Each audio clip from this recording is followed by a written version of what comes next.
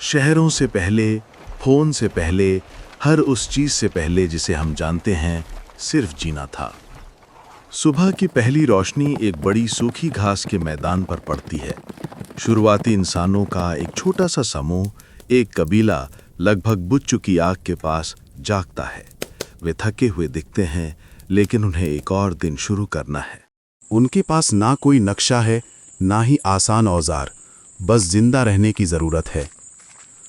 औरतें और बच्चे मैदानों पर धीरे धीरे चलते हैं। वे किसी दुकान की तलाश में नहीं हैं, वे खाने की तलाश में हैं। उनके मजबूत हाथ सूखी मिट्टी खोदते हैं, जमीन के नीचे छिपी जड़ें और बेरी को बाहर निकालते हैं। हर दिन मुश्किल है, हर भोजन एक जीत है। आदमी शिकार के लिए निकल पड़ते हैं। वे चुपचाप चलते हैं, जमीन पर निशानों को ध्यान से देखते हैं। उन्हें एक जानवर, एक गजेल दिखता है और पीछा शुरू हो जाता है। वे तेज भागते हैं, उनके पैर धूल भरी जमीन पर पड़ते हैं। वे अपने भाले फेंकते हैं। थोड़ी देर के लिए इंसान और जंगली जानवर एक साथ दौड़ रहे होते हैं। जब सूरज डूबता है तो कबीला फिर से इकट्ठा होता है। वे थके और भूखे हैं, लेकिन वे दिन गुजार चुके हैं। कोई एक पत्थर को दूसरे पत्थर से मारता है और एक चिंगारी निकलती है। फिर आग पैदा होती है। लपटें नाचती हैं, जो गर्माहट, रोशनी और सुरक्षा का एहसास लाती हैं। वे खाना बनाते हैं, वे हंसते हैं और वे एक दूसरे के साथ बांटते हैं। इस विशाल अंधेरी रात में पहली बार ये लोग अंधेरे से डरते नहीं हैं। एक छोटा बच्चा आग के पास बैठा है। उसकी आंखें रात में ऊपर उठती लपटों को देख रही हैं। आग की रोशनी उसकी आंखों में झलकती है। वो उत्सुक है। जैसे ही कबीला सो जाता है, बच्चा ऊपर देखता है। आकाश बहुत बड़ा है, लाखों चमकीले सितारों से भरा हुआ है।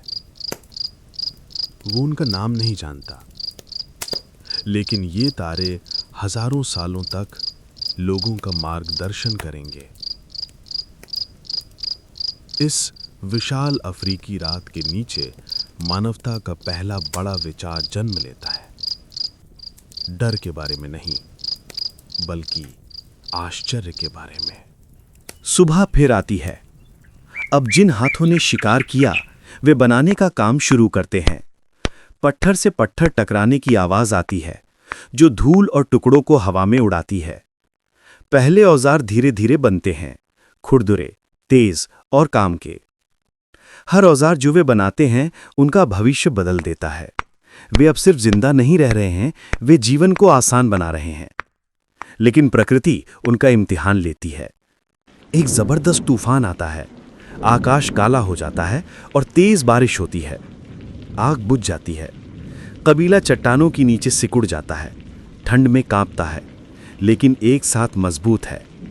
वे एक अहम सबक सीखते हैं। जिंदा रहने का मतलब सिर्फ मजबूत होना नहीं है, इसका मतलब है एकजुट रहना। जब तूफान रुकता है तो चुप्पी लौट आती है। कबीला फिर से कमजोर आग के चारों ओर इकट्ठा होता है, भीगा हुआ और थका हुआ, लेकिन एक साथ। एक बुजुर्ग व्यक्ति धीरे से किसी की चोट पर पत्ते लपेटता है। वे बचा हुआ थोड़ा सा खाना बांटते हैं। इस पल में दयालुता यानी कि काइंडनेस किसी भी चीज से ज्यादा जरूरी हो जाती है। जैसे जैसे दिन गुजरते हैं, वे फिर से आगे बढ़ने लगते हैं। लोगों की एक लंबी कतार दूर क्षितिज की ओर चल रही है। उनके पैरों के निशान मिट्टी पर छूट जाते हैं, साधारण से, हमेशा के लिए। वे नहीं जानते कि वे कहां जा रहे हैं, बस ये जानते हैं कि उन्हें चलते रहना है। रात एक बार फिर आती है। एक शुरुआती इंसान तारों को देखता है, वही तारे जिन्हें उसके बाद आने वाली हर पीढ़ी देखेगी। वो जैसे पूछ रहा है, हम कौन हैं? घास का मैदान दूर हो जाता है, बड़े शहर खड़े हो जाते हैं।